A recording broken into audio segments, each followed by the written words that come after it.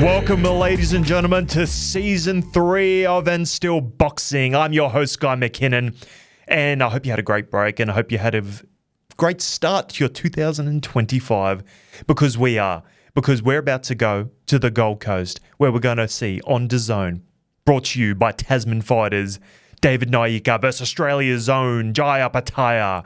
Now, this is fantastic. Turkey Analsyis is bringing in some serious fights right now. He's bringing in some amazing stuff that we've seen so far. Already, Jai Opetaia has now become one of the top fighters and such an interesting fighter for everyone, and it's from Australia, so that's fantastic, and we love that. So, right now, let's go over some stats. David Nyika, the towering cruiserweight from New Zealand, all Tasman fight. We have David Nyika, pro record, 10 fights, 0 losses and 9 KOs. His height and reach. He's 6'6", and he has a 78-inch reach advantage. He's 29, and his pro debut was 2021. So some notable achievements from David Nyika is that in 2020, he was an Olympic bronze medalist. That is a big deal. They say the Olympics is the nursery of world champions. And he was also a gold medalist in 2014 and 2018 Commonwealth Games. Now, some notable context here is that this was a last-minute call-up. About 3 weeks' notice that he got, all right? And originally, Jai Opetaia was meant to fight this guy called Sin Cara. He's an older guy, Sin Cara, and he looks like he's hurt his ankle, I believe. And he was an older fighter, so I think this may be his last chance, Sin Cara, that is, at a world title. So that was a shame, and my condolences to him. Now, Jai Opetaia, on the other hand, okay, his pro record is 26 fights, 0 losses, and 20 KOs. And obviously, he's fought some really, really big fights on the Usyk Fury undercards, and he's almost a standalone fighter right now. As we can see on DAZN, this is now a pay-per-view. So if you want to watch Jai, get involved in that. Now, Jai also he's 6'2", okay, and he's 76 inches reach advantage here, or should I say he had a 76-inch reach. Now, it's funny because he's only 6'2", right, and David Nyika is actually 4 inches taller than him. However, it's only a 2-inch reach advantage that we see here. Now, Jai did debut in 2017, and his achievements, he's the IBF lineal and ring cruiserweight champion of the world. And again, that context is that he was meant to fight Sin Cara. However, what's happened now is that we've had David Nyika stand up and take that fight. I want to start, we're going to do a bit of analysis right here of the strengths and weaknesses of each one and just see how I see the fight panning out here, because it's very, very interesting. This is going to be in the Gold Coast. This is going to be a big one for everyone in Australia, and he's bringing a lot of eyes and attention to Australia here. Very much like George Kambosos did, bringing a lot of big fights here. Just like Tim Tszyu does. It's going to be a massive fight in Australia. To my understanding, that a lot of it's already sold out, so it's going to be a big one. Right, so David Nyika, so he obviously has a physical advantage. The man is 6'6", and for reference, that's as tall as Anthony Joshua.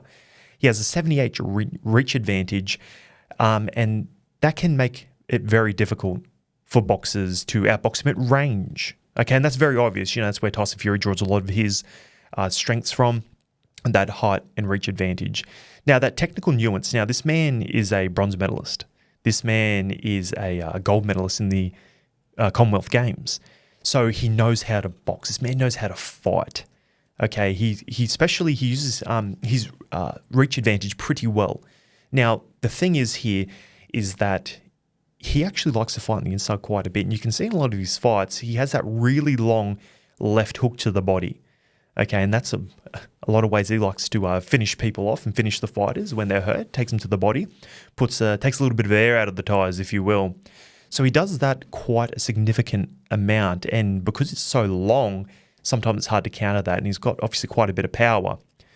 And on that power, he has 9 knockouts as well, so it's quite... He knows how to finish these fighters off once they're hurt, especially on the inside. Now, he has some serious pedigree. Like I said, Commonwealth and Olympic accolades here. His strong foundation makes him a technically sound fighter. So that's what makes this fight so interesting. Okay. Some of the weaknesses, though. No one's perfect, but here are some of the weaknesses that I've identified. So obviously, I think Jai and the team here has caught him during a transitional period. So that inexperience at the pro level, now he's only had 10 fights and he's 29 years old. So that transition from amateur to professional is still a work in progress. And it can raise questions because he hasn't been tested at the professional level yet, and whether or not he can handle a world-class opponent such as Jai Opetaia. Now, that's going to be a very interesting concept here. We've seen this previously with Lomachenko when he went to the professionals. He managed to, he lost. He lost to someone that's relatively a journeyman, essentially. But he was using all those dirty professional tactics that you learn as a professional fighter, and you have to have that experience at the professional level. Now, David Nyika is a 6'6" monster, okay? Elite shape. They're both fighters are in elite shape. That's what makes it such an interesting main event. However, I find that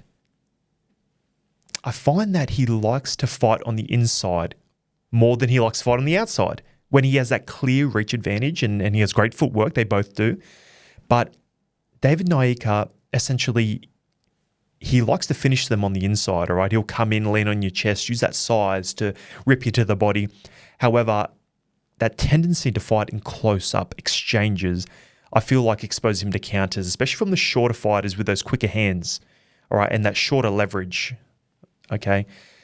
With that said as well, the handling of the pressure, I feel like when opponents consistently pressure David Nyika, he tends to back up, right, and not using that size to dominate them, okay, and that may be something associated with that amateur pedigree where he wants to, keep them, coming onto his shots or keep it long. But I find that in a few of the fights that I have seen, he has been pressured and onto the ropes a little bit, again, potentially making him susceptible when it's there to hits and shots when that pressure is applied consistently. Despite his reach, again, I probably think that he probably gets hit a little bit more often than what his pedigree would suggest, and allowing those shorter fighters to exploit those openings, should I say. We know Jai Opetaia is one of the most popular fighters probably at the moment.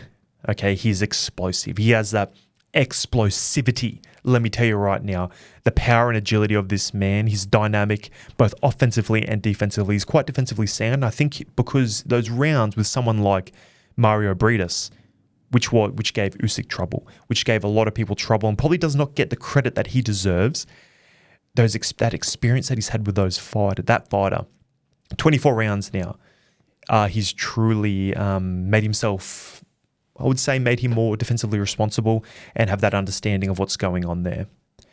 Now, that pressure and footwork, he has very active feet and he has constant pressure, and he keeps, opponents defensively because they're limiting their offensive rhythm and essentially making them fearful of the counter because his counter game is very, very strong. Okay, and he has that power and that very explosive, those shots and great punch selection, which has improved over his 26 professional fights. And again, with that, he has experience over David Nyika right now. So he has, 26 professional fights. He's been in those, adverse situations a lot more, had his jaw broken. He's had, his nose busted by Briedis. He's been in some serious fights. So he knows how he reacts in these adverse situations. Now, some of the weaknesses from Jai here, he does have a bit of wear and tear on the body, but at 29 years old, both 29, I don't see that coming in too much into play. However, he has had a little bit of accumulated damage, but both men are in elite shape. You'll see it over the next coming days. We'll be covering these fights up with Tasman Fighters up in the Gold Coast, and it's going to be very, very interesting to see. And we're going to see if we can try and get a interview with Jai and David and just see their mentalities and see how they're coming into the fight. I know Nyika is very much dialed in for the fight, and he does use a lot of this mentality, positive affirmations and things like that. And obviously it's taken him very, very far where he is right now. He took it last minute. With that said though, something that I find potentially a drama is that these last minute fights, when people take last minute fights, especially that 2-week mark, this is 3, so we can, okay, no worries. Maybe we can allow that. But I find these can be the most dangerous fights. These can be the most dangerous fight for the champion. They'll come in. Not that Jai Opetaia is overlooking him. I think he's an absolute professional. He's so dialed in. We did interview him, just a short one, maybe 3 weeks ago, and the man's serious. Not a Gronk, nothing like that, but he's dialed in. He's a very serious, absolute professional, and he will never, I don't think, take anyone lightly. With that said, you've been training for one person. You've been training for someone, and we're going to fight. He fights that style. Now, Sin Cara and Nyika, they fight very differently. Nyika is coming from that elite amateur style, okay? And Sin Cara, not so much. More of a veteran professional style, I would say, just loosely. Now, with that said, these last-minute fights can be dramas. Like I've said a few times, let's go Tim Tszyu and let's go Findora. I know that's an extreme example, but Tim Tszyu, he took on a guy that's 6'7", I think it was, or 6'6" equivalently, and that caused issues. And you've seen it historically with a lot of fighters that take it last minute and bad things happen. But I don't predict this here. A fight breakdown. So the range and distance. So Nyika's 78 reach advantage gives him like a theoretical advantage in maintaining that range. But that willingness to engage inside could negate that advantage. When Opetaia's got a 76-inch reach, he has better explosiveness. And I think he was going to aim to close the gap and have that smart pressure and force Nyika into some uncomfortable exchanges. Now, inside fighting, while Nyika does show proficiency on the inside, I don't think it's an ideal strategy to lean on that. Opetaia excels in that close range sort of combat as well. I know he's more of a mid-range fighter. However, I think he's going to exploit that by Nyika's tendency to lean on his opponents and leave those opens for counter. And the way that Jai Opetaia likes to pressure fighters, I feel like that's something that Nyika may be exposed on. Obviously, it's something they will be working on and are aware of. However, I feel like that could be an advantage there for Jai Opetaia. Now, Opetaia's constant pressure and defensive discipline potentially could overwhelm Nyika, who has struggled, I think, as well. So if you force him on the back foot, it's hard to see Nyika keeping up, not because of cardio. Now, this man's in elite shape, maybe taking on the IBF world champion, Lineal, Ring Magazine, might give him a little bit more, can extract a little bit more from him, but both men are in elite shape. Maybe no one can, in the cruiserweight division, could match that. Maybe if Usyk comes back down. So I want to talk about some power and durability. So Nyika's knockout power is like, you can't deny it. But Opetaia's has versed more dangerous fighters like Marius Briedis, and he's edged out some victories in this spot. Now, the champion's proven to have that ability to absorb punishment, and I think that gives him a significant edge. Cool. So, prediction. So the early rounds, I think Nyika is probably going to try and use his jab and range to establish that distance and establish that control. He's probably going to look to score on the outside of Jai Opetaia, and he's probably aware that he doesn't want to close in that distance because of that potential of counter, especially to the left to the body. However, I feel like he's going to try and remain patient, and his footwork is trying to avoid Opetaia from closing that gap, while I feel like Jai may have a bit more active feet and have that ability to close the distance and to be explosive, and is with that calculated pressure, if you will, and it potentially can cause. That's good. That's the way I think the early rounds are going. Mid rounds, I think as the fight progresses, Opetaia's pressure and inside fighting is going to probably start taking its toll on Nyika. Some defensive lapses here and that inexperience at the professional level, and that over-reliance on inside exchanges and that confidence that he has as being a good, pretty proficient inside fighter, I think it's going to expose Nyika to some counter punches here.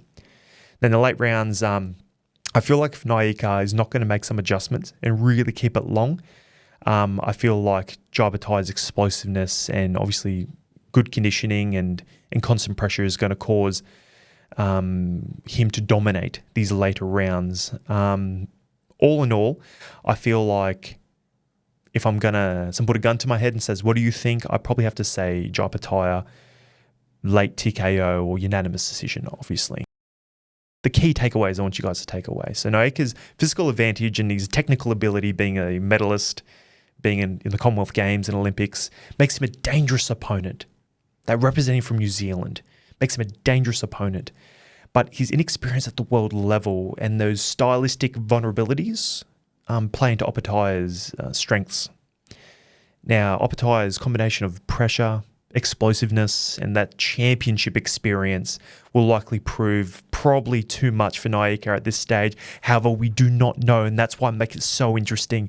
We have an elite amateur in that transitional period coming up to pros, which could cause an upset because it's a last-minute takeaway. It's a last-minute fight. He was promoted to the co-main event versus the champion, the seasoned pro at this stage at the world level in Jai Opetaia. Anyway, tell us what your thoughts are. Drop your predictions in the comments below, and don't forget to like and subscribe. It definitely helps the channel. Thank you very much. Until next time. Thank you for listening. If you liked this episode, please subscribe to the channel for